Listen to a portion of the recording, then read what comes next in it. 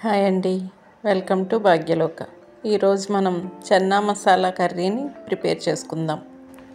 శనగలను రాత్రంతా నానబెట్టి మరుసటి రోజు నీరు వంపి ఒక గుడ్డలో మూట కడితే 2 రోజుల్లో మొలకలు వస్తాయి. ఇలా మొలకలు వచ్చిన శనగల్లో ఎన్నో పోషక విలువలు కలిగి ఉంటాయి. మొలకలు వచ్చిన శనగలు ఆరోగ్యానికి కూడా చాలా మంచిది. ముందుగా శనగల్ని ఉడికించుకుందాం. ఒక పాన్ తీసుకొని శనగలు, బంగాళాదుంప వేసి ఉడికించి పక్కన పెట్టుకుందాం.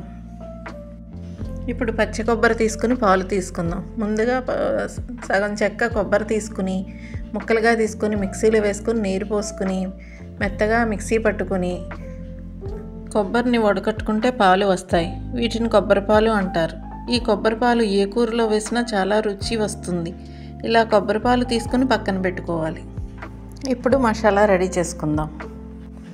అల్లం, ధనియాలు, జీలకర్ర, షాజీరా, స్టార్ ఫ్లవరు, ఇలాచీ, లవంగాలు వేసి మెత్తగా పొడిలా చేసుకుందాం. ఇందులో వేసుకునేవారు వెల్లుల్లి కూడా వేసుకోవచ్చు.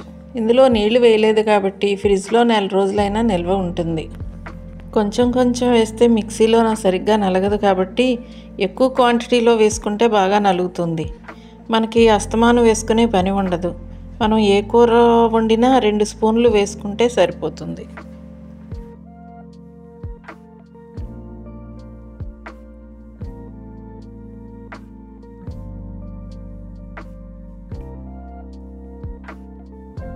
ఇలా వేసుకున్న మసాలాని బాక్స్లో పెట్టుకుని స్టోర్ చేసుకోవచ్చు. ఈ కూర వండడానికి ఐటమ్స్ని 3 స్టెప్స్గా ప్రిపేర్ చేసుకుని పక్కన పెట్టుకుంటే కూర వండడం చాలా ఈజీ అవుతుంది. ఇప్పుడు ప్రిపరేషన్ చూద్దాం.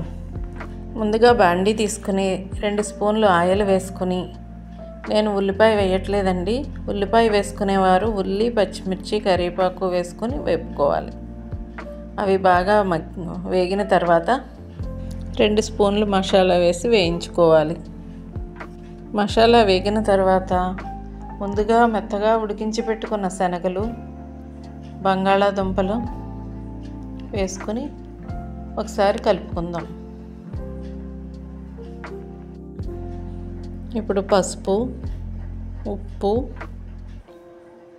వేసుకొని కలుపుకొని సరిపడినంత కారం, కొబ్బరి పాలు వేసుకొని కలుపుకోవాలి. ఒక 10 నిమిషాలు ఉడకనిద్దాం. కొబ్బరి పాలు వేయటం వల్ల ఏ కూరైనా చాలా రుచి వస్తుంది, కమ్మగా ఉంటుంది. 10 నిమిషాలు ఉడికిన తర్వాత కొత్తిమీర వేసి స్టవ్ ఆఫ్ చేసుకొని సర్వ్ చేసుకుందాం. ఈ కూర రైస్లోకైనా రోటీలోకైనా కూడా చాలా బాగుంటుందండి. Thank you.